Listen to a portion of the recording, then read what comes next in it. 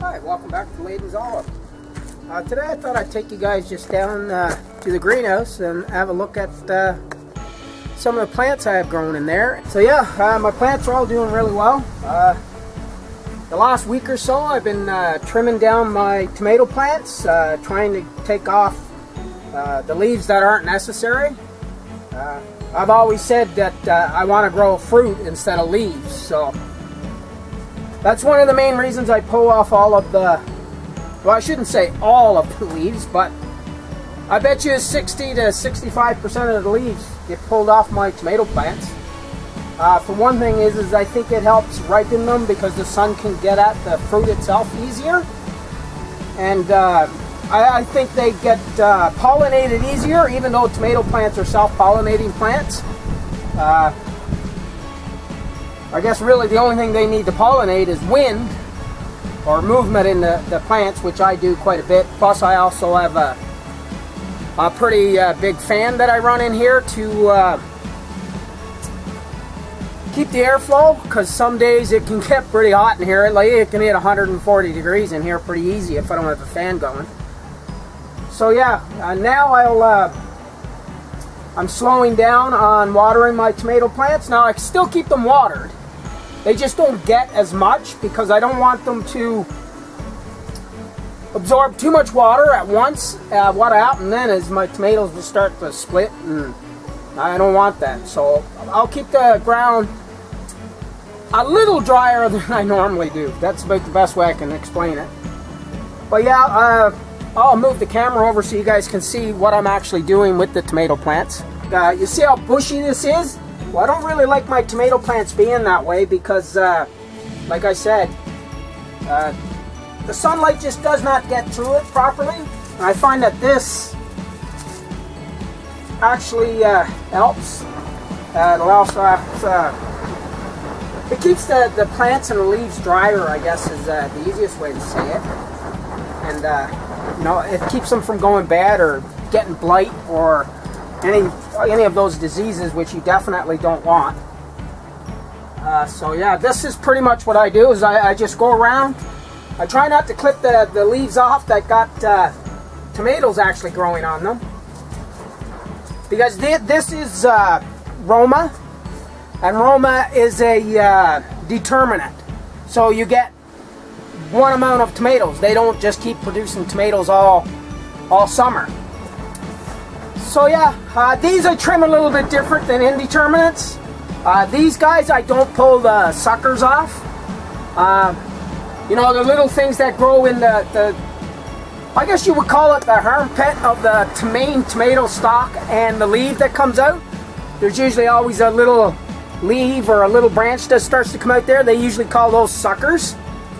Well, I pull all of those off on my indeterminate tomatoes, but my determinate tomatoes, I don't pull them off. The only thing I really take off these guys are the excessive amount of leaves. Because I find, over the years, I found that if I don't take the leaves off these guys, what happens is I end up with tons of tomatoes, but it takes forever for them to ripen. And that's not what I want to do. So yeah, like I planted these guys when it was still frost outside, snowing. Actually, the day I planted these guys, I think it was a snowstorm outdoors.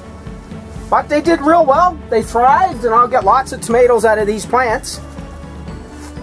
So now I'll show you my plants.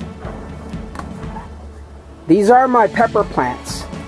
I didn't plant them until I think May 15th. I think I put those in the ground out here.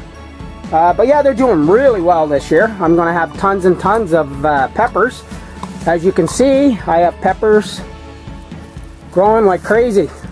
Each plant probably got about 6 or 7 peppers on them, maybe even more. And I do trim my pepper plants as well. The only reason I do that is because these are a ripe red tomato pepper plant. These are my favorite. They grow better than most. So yeah, what I usually do is almost the same as what I would do with my tomatoes. The reason I trim them is so that the sunlight can get through.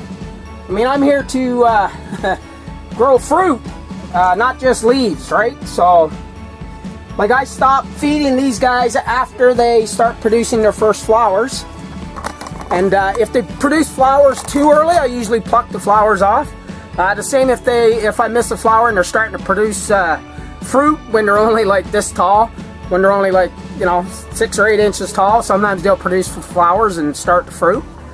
I usually pick those off because I don't want them making fruit when they're that tiny. Because you're not going to get very much fruit out of them if you don't pick those off, because they'll produce those fruits, but they'll put all their energy into the fruit itself and not the plant. So you want your pepper plants to be at least, well, I'd say 15, 16, even 2 feet tall before they actually start producing fruit. Well, it makes them stronger. They produce more fruit once they're bigger. That's what I found. That's what I've been doing for years. So every year I grow tons and tons of peppers, way more than I could ever eat. And yeah, these are really good. I like this variety. Like I said, they're called ripe red peppers. They are a bell pepper, but that's the name of them. I found seeds for them about 4 or 5 years ago, and those are my only bell peppers I grow now. I don't bother growing the regular ones. These guys, they don't ripen by turning like yellow and then red. These guys ripen red right away. Once they start to ripen, they'll just turn red, and they ripen quick. So that's one thing I like about it. Now, I also did a lot of hot peppers. So yeah, these are my hot pepper plants, cayenne to be specific, and they're growing. They're producing quite a few fruit already. I mean, this is pretty early for Canada, especially here on PEI. If you don't have a greenhouse, your pepper plants was probably only 3 or 4 inches high outside. It's only been the last few days that we've been getting some really, really warm weather, hot weather, and peppers love hot. So yeah, thanks for watching. If you liked the video, hit the like button, maybe leave a comment, hit the notification bell so you don't miss any of my upcoming videos. Thanks for watching.